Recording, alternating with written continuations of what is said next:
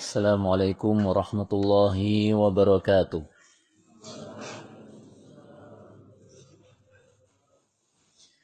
Alhamdulillahirabbil alamin wassalatu wassalamu ala nabiyyina Muhammadin wa ala alihi wa sahbihi ajmain.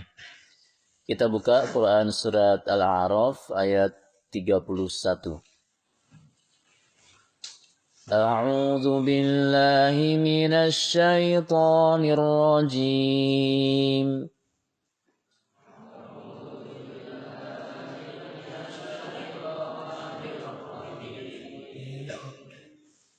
يا بني آدم خذوا زينتكم عند كل مسجد وكلوا واشربوا ولا تسرفوا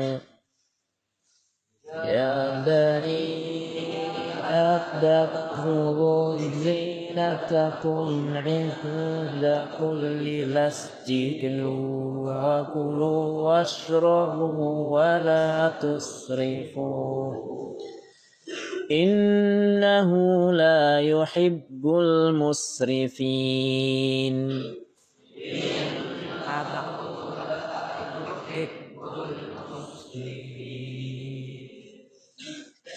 Hai anak Adam, pakailah pakaianmu yang indah di setiap memasuki masjid. Makan dan minumlah dan jangan berlebih-lebihan. Sesungguhnya Allah tidak menyukai orang-orang yang berlebihan. Ikhwatal iman, pada ayat ini Allah Subhanahu wa taala memerintahkan kepada Bani Adam.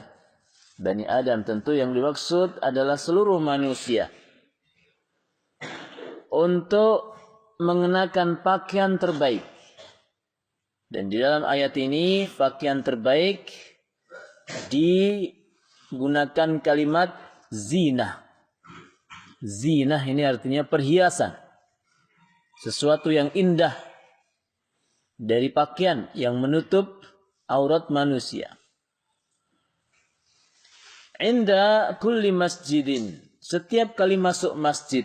Yang dimaksud tentu adalah ketika seseorang melaksanakan sholat, ya, baik itu di dalam masjid ataupun di luar masjid. Maka seyogyanya manusia menggunakan pakaian terbaiknya.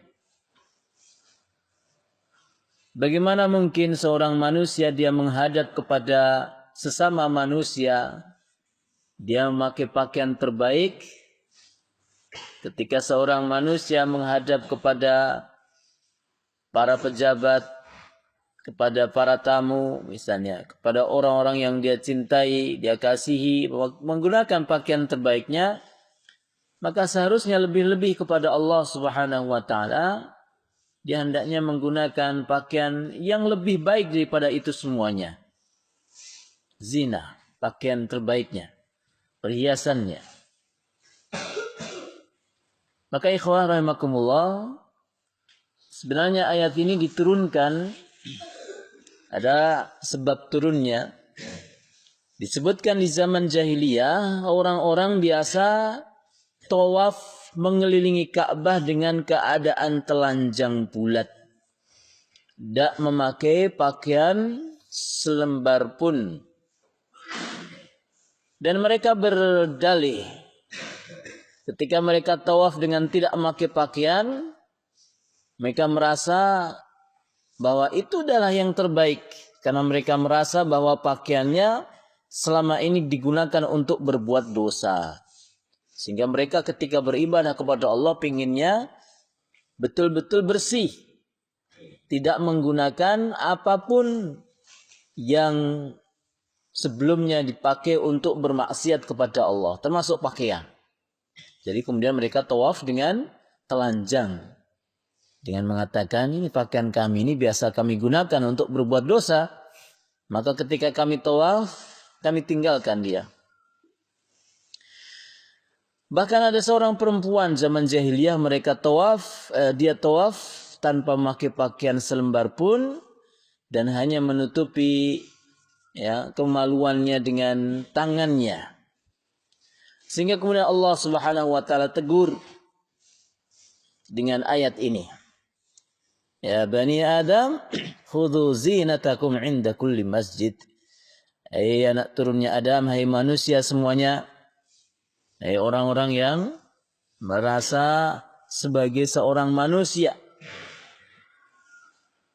pakailah pakaian yang terbaik ketika berada di dalam Masjidil Haram. Nah, dan juga di saat kita beribadah kepada Allah dimanapun. Maka kemudian juga disebutkan dalam sebab turun yang lain dari ayat ini, karena ayat ini kemudian disambungkan dengan kalimat wakulu washrobu wala tusrifu, makan dan minum jangan berlebihan. Itu disebutkan orang-orang Bani Amir di musim haji, mereka tidak mau makan daging dan lemak. Mereka makan makanan-makanan yang biasa-biasa saja. Sehingga kemudian diturunkanlah ayat ini, kulu washrabu wala tusrifu. Makan minum. Makan minumlah kalian, dan tapi janganlah berlebihan. Artinya tidak perlulah seseorang itu kemudian menyengsarakan dirinya dengan kemudian makan makanan-makanan yang tidak layak atau biasa, padahal dia mampu untuk makan makanan-makanan yang lebih baik dari itu.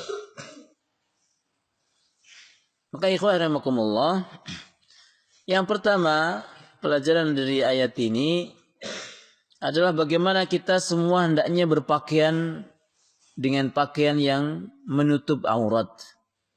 Ya, pakaian terbaik tentu pertama adalah pakaian yang menutup aurat. Dan disebutkan ya, yang namanya aurat itu ada bermacam-macam. Yang pertama misalnya auratnya seorang laki-laki secara umum, baik di dalam solat ataupun di luar solat. Maka itu adalah area antara pusar sampai lutut. Kemudian yang kedua, auratnya seorang wanita di dalam solat, maka adalah seluruh tubuhnya kecuali wajah dan telapak tangan. Dan yang ketiga, auratnya seorang wanita di luar solat. Artinya bukan ketika dia sedang solat, ketika ketemu lawan jenis, ketika ketemu dengan orang yang bukan mahramnya, maka auratnya adalah seluruh tubuhnya.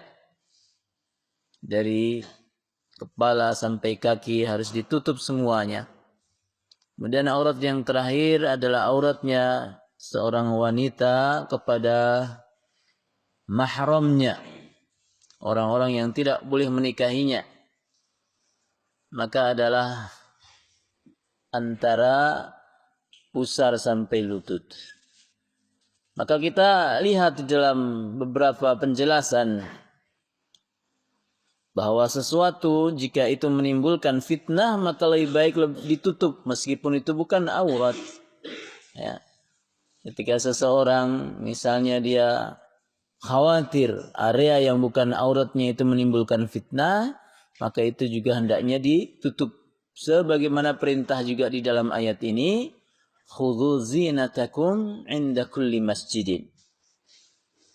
Maka ikhwatal iman,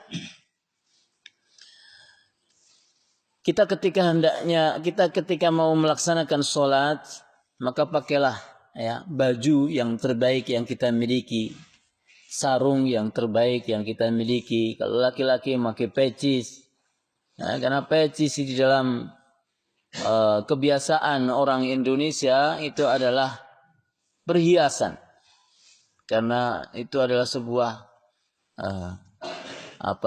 pakaian ya, termasuk pakaian juga yang membuat seseorang itu tampak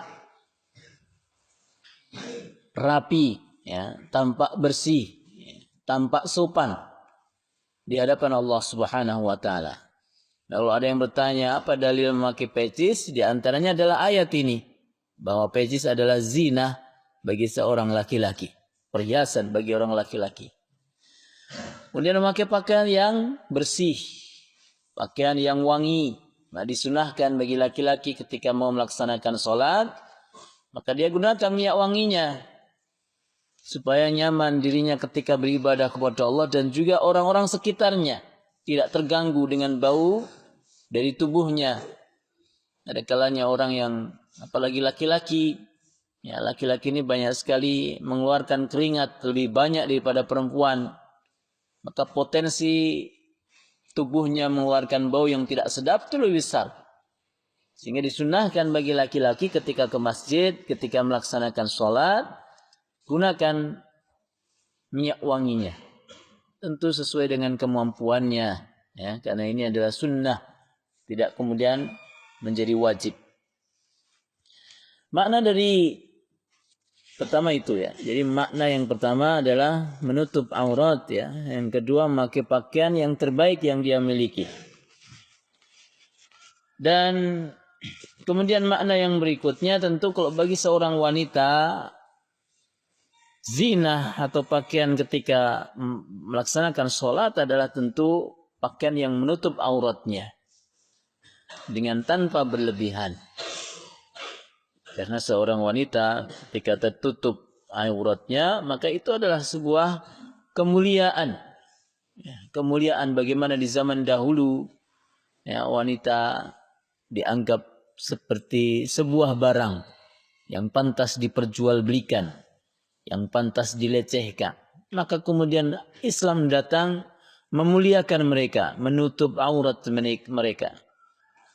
Dan kemudian wanita terjaga kehormatannya karena salah satu dari syariat menutup aurat di dalam agama ini. Coba kita lihat orang-orang kafir di zaman sekarang, ya, mereka begitu melecehkan wanita. Wanita seakan-akan sebuah benda yang perlu diekspos.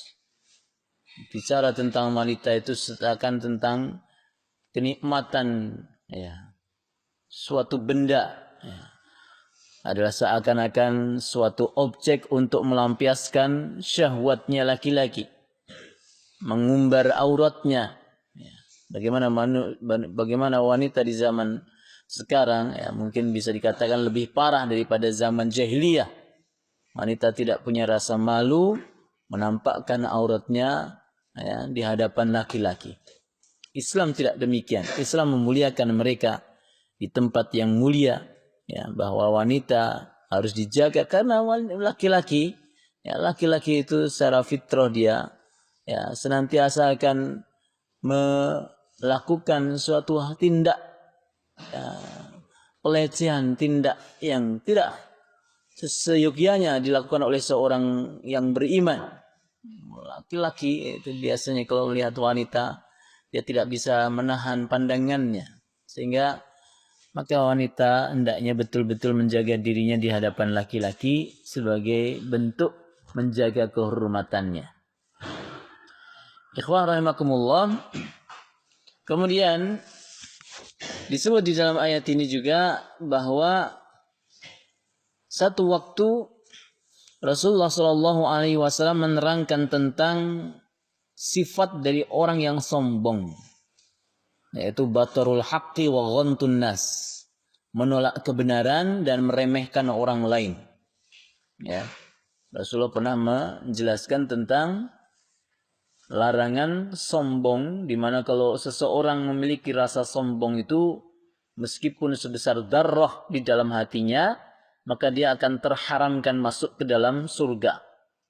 Apa itu sombong? Yaitu menolak kebenaran dan meremehkan orang lain, menganggap diri terbaik, ya, menganggap dirinya paling hebat, menganggap dirinya lebih, ya, mulia daripada orang lain. Maka kemudian ada seorang sahabat yang bertanya, ya Rasul, kami ini biasa senang dengan keindahan-keindahan. Kami senang dengan baju yang bagus, sendal yang bagus. Ya. Bagaimana ini? Apakah ini sebuah kesombongan? Maka Rasulullah SAW mengatakan, bukan itu. Sombong bukan seperti itu. Ya. Maka beliau mengatakan, Innallaha jamilun yuhibbul jamal. Allah itu maha indah dan suka keindahan. Orang kalau pakai baju bagus, celana yang bagus, ya, sendal bagus, jilbab yang bagus, itu justru mendatangkan kecintaan Allah Subhanahu wa taala. Karena Allah Maha Indah dan Allah suka yang indah-indah. Sebaliknya, karena Allah Maha Indah, maka Allah enggak suka ya dengan sesuatu yang tidak indah. Rambut acak-acakan, ya. Kemudian mungkin bajunya bau, nggak pernah mandi, Allah nggak suka. Jangankan Allah, manusia sesama di sampingnya saja nggak suka. Dan ada kalanya orang itu dia tidak rapi, ya. Jarang mandi, jarang mencuci. Allah nggak suka dengan orang-orang seperti itu, sehingga apa? Pada akhirnya kemudian sholatnya nggak khusyuk. Ya kan, ibadahnya yang lain juga misalnya baca Qur'annya nggak nyaman, belajarnya nggak nyaman, gara-gara apa? Jorok, karena tidak berpenampilan yang rapi. Maka demikian, kemudian Rasulullah SAW mengatakan Allah indah dan Allah suka yang indah-indah. Kemudian Rasulullah SAW menyebutkan ayat ini. Ya, setelah beliau mengatakan Allah itu indah, Allah suka yang indah-indah, baru beliau kemudian menyebutkan ayat ini. Ya Bani Adam, khudhu zinatakum inda kulli masjid. Anak turunnya Adam, hai manusia, pakailah pakaian terbaikmu saat kalian melaksanakan sholat, baik di masjid atau di luar masjid. Kemudian perintah yang berikutnya, kulu washrabu wala tusrifu, makan dan minum, jangan berlebihan. Makan dan minumlah kalian dan jangan berlebihan. Sebagaimana tadi disebutkan Bani Amir ketika mereka melaksanakan haji, mereka terus kemudian makan biasa-biasa. Allah katakan, ya, makan apa yang bisa kalian makan, terserah. Makan, kalau ada makanan enak, makan. Kalau ada makanan yang biasa, bisa makan. Ada tempe, makan. Ada sate, makan. Ya. Karena makanan itu manfaat ya untuk membuat kuatnya fisik kita, bahkan akal kita juga. Ya, bukan hanya fisik ya, akal kita. Bagaimana seorang ya, manusia dia cerdas dan kala juga pengaruh dari makanannya. Sebaliknya, banyak orang yang bodoh juga gara-gara makanannya. Ada beberapa orang yang tidak bisa memilih makanan yang dibutuhkan oleh tubuhnya. Bahasa kasarnya beberapa herbalis adalah orang ini sekedar memasukkan sampah ke dalam tubuhnya. Hanya berubah menjadi kotoran dan tidak melahirkan nutrisi gizi yang baik untuk tubuhnya. Padahal tubuh ini kan kompleks sekali ya. Ibarat kalian kalau punya tanaman, supaya tanaman kalian tuh bertumbuh baik, supaya mengeluarkan bunga ataupun buah atau daun yang indah, itu kan kalian penuhi nutrisinya. Dikasih minuman, maksudnya air ya, dikasih air, dikasih pupuk. Ya, karena memang makanan terbaiknya bagi tanaman adalah pupuk. Ya. Sehingga setelah itu dia akan berbuah yang bagus. Kadang-kala perlu disemprot dengan obat-obat ya, yang menjaga dia dari gulma, dari hama. Maka lebih adalah tubuh kita ini. Ya, tubuh kita ini juga butuh ya segala hal-hal yang membuat dia kuat. Maka perintahnya Allah adalah kulu washrabu, makan dan minum. Sayur itu sehat, ya, buah itu sehat, ya, air putih itu sehat. Ya, segala hal-hal yang kadang-kala manusia benci justru malah itu yang menyehatkan. Dan banyak orang suka malah justru tidak sehat. Ada orang suka dengan makanan-makanan yang mahal-mahal, yang mewah-mewah, padahal justru tidak ada nilai gizinya. Di luar sana banyak orang jualan minuman-minuman, harganya puluhan ribu. Ada namanya yang warna-warni. Pada kejamas buatan, wah minumannya warna-warni, mahal-mahal. Padahal itu tidak lebih baik daripada air putih kita. Tidak lebih baik daripada air hangat kita. Sehingga baiklah, makanlah dan minumlah segala hal Ya, segala makanan dan minuman yang menambah gizi, menambah vitamin yang dibutuhkan oleh badan kita. Sehingga kita tubuh, apalagi ketika kita masih di usia seperti ini, kita tumbuh menjadi anak yang kuat. Anak yang jauh dari sakit. Apalah artinya kita nanti punya ilmu banyak, tapi sakit-sakitan. Ada enggak?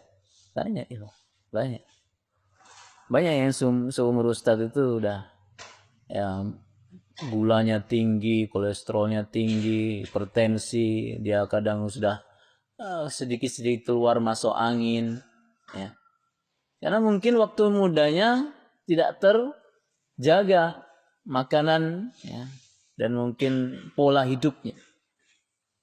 Maka apa gunanya kita misalnya di pondok ini ngafal Quran, terus belajar ilmu, dan nanti lulus pondok sakit-sakitan.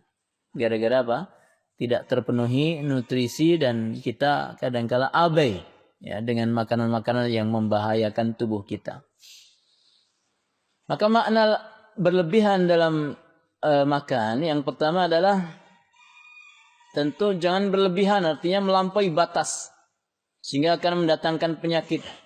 Sampai-sampai para ulama ahli kesehatan mengatakan sumber penyakit itu perut. Ya, sumber penyakit perut. Dan sumber penyakit itu bukan kekurangan makan tapi kelebihan makan. Yes, antum coba lihat ya, orang kalau kebanyakan makan mesti ngantuan, ya, mesti dia sakit-sakitan. Beda sama orang-orang tua dulu, orang-orang zaman dahulu, orang-orang simbah-simbah kita. Makannya sedikit aja, tapi cukup nutrisinya. Makan tempe, ya kan? Dengan sambal, dengan nasi, sudah. Kadang dengan lalapan hanya beberapa daun sawi, hanya digodok gitu aja. Udah seperti itu aja. Tiap hari kayak gitu. Minumnya ya sederhana-sederhana, minum-minum teh. Dan mereka kuat-kuat. Sekarang banyak orang yang berlebihan makan, pagi makan, siang makan, malam makan. Ya. Makanannya aja harus kulineran. Ribet orang makan zaman sekarang itu. Datang ke warung ini, ke warung, ke kafe itu, nongkrong lama hanya sekedar untuk makan, nongkrong sejam, 2 jam, 3 jam, ngobrol nggak jelas. Hanya sekedar untuk makan. Bahkan ini budaya di Indonesia ini setiap kali taklim ada makan. Ya, minimal minum, snack, bahkan tidak sedikit taklim makan-makan. Saya pernah itu sampai kemudian taklim itu saya tinggal. Taklim ba'da maghrib sampai isya ada makan dan minumnya. Saya ngomong baru assalamualaikum, minuman keluar. Ya. Warahmatullah, makanan keluar. Ya. Wabarakatuh, orang mulai makan. Nah, sudah. Konsentrasinya udah hilang. Ya. Ustaz baru ngomong, ada yang datang bawa makanan, minuman, udah noleh semua. Itu ba'da maghrib sampai isya. Akhirnya malah saya ngisi lagi apa? Orang tidak ada manfaatnya ya. Kalau terlalu banyak makan itu tidak manfaatnya. Di mana-mana makan. Dan di luar negeri tidak ada ya. Di Arab itu ya taklim makan. Sekarang coba luar biasa. Seakan-akan kalau pengajian tidak ada makannya itu nggak lebih baik. Ya. Jadi manusia itu masih untuk menerima kebenaran itu harus dipancing. Dengan makanan, dengan minuman, bahkan lebih parah lagi dengan musik-musik. Nggak ngerti kalau nutrisi terbaik dalam hidup ini adalah ilmu. Ya. Bukan makanan. Makan jangan berlebihan. Ada kadang kala juga beberapa wali santri mengkhawatirkan anaknya di sini. Wah, anak saya kurang makan. Anak kurang makan lebih baik daripada kebanyakan makan. Itu coba rumus itu. Oleh ketika Ahad ya. Wah, makanan pondok ditinggal semua, berganti makanan dari rumah. Makanan-makanannya itulah macam-macam. Dan satu dari rumus orang yang mau sukses harus prihatin. Tidak ada orang sukses kalau dia nggak prihatin hidupnya. Dicukupi makanannya, dicukupi fasilitas, mungkin kamarnya, kendaraannya, alat komunikasinya. bajunya berlebih-lebihan. Tidak mungkin berhasil orang seperti itu. Orang berhasil hidupnya harus prihatin. Orang berhasil hidupnya harus sederhana. Sehingga ketika dia nanti dewasa, dia mau ngapain, dia siap dia. Mau tidur di hotel siap, mau tidur di kolong jembatan siap. Mau berjihad di mana siap. Mau berdakwah di depan para pejabat siap. Berdakwah di kalangan orang-orang biasa siap. Nggak hitung-hitungan amplop. Wah, ini yang undang saya ini pejabat, berangkatlah dia. Tahu amplopnya jutaan. Tapi begitu yang undang orang-orang miskin, waduh ini repot ini. Tidak ada amplopnya. Kenapa? Karena orang ini tidak biasa prihatin.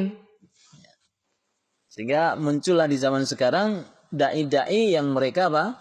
Berdakwah hanya gara-gara fulus. Mafi fulus manfus. Ya, kata mereka. Ya. Tidak ada duit. Tidak mau mereka. Repot ini. Maka prihatin ikhwah. Ya. Hiduplah yang sederhana. Jangan berlebihan. Coba sesekali tidak punya duit. Coba sesekali tidak punya ya makan atau jajan. Sesekali. Coba dicoba itu. Jangan ketika habis uang saku langsung ributi. Tolong kirimin. Yang kedua, makna dari berlebihan adalah tentu dalam berbelanja, membeli makan minuman, ya, sehingga kemudian menghabiskan harta banyak hanya untuk sekedar yang namanya makanan, berlebihan. Ya, beli ini, beli itu, beli ini. Kalau nggak habis dibuang, ya, kadang sampai basi, ya, sampai mubazir. Ini larangan Allah Subhanahu wa taala, ya, larangan. Makan yang secukupnya saja. Beli yang secukupnya. Beli yang dibutuhkan bukan yang dimaui. Ya, yang kita butuhkan apa? Sudah. Baju cukup 3, beli 3 sudah. Jangan berlebihan, ada beberapa orang sampai bajunya 10, 20. Ya. Ada orang makanan sampai lauknya macam-macam. Masuknya macam-macam, keluarnya sama. Ya. Antaranya makan tempe dengan sate sama keluarnya. Enggak kemudian yang makan sate terus keluarnya wangi. Dah bau semua.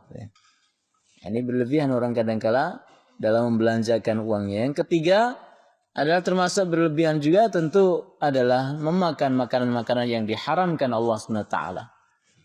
Itu berlebihan. Allah menghalalkan beberapa makanan, tapi juga sebagai uji keimanan manusia, dia larang beberapa makanan. Sebagai ujian. Dan apa yang dilarang Allah itu sedikit, tidak banyak. Kulu washrabu wala tusrifu innallaha la yuhibbul musrifin. Allah tidak suka dan orang-orang yang berlebihan, melampaui batas dalam segala hal. Ya, tidur berlebihan, makan berlebihan, ngomong berlebihan, istirahat berlebihan, jalan-jalan berlebihan. Segala sesuatu yang berlebihan Allah tidak suka. Ya. Maka bagaimana? Hendaknya kita hidup yang biasa-biasa sajalah. Ya, tidak perlu berlebihan menghabiskan harta yang tidak ada manfaatnya sedikit pun untuk akhirat kita. Sallallahu ala nabiyina Muhammadin wa ala alihi wa sahbihi ajma'in. Assalamualaikum warahmatullahi wabarakatuh.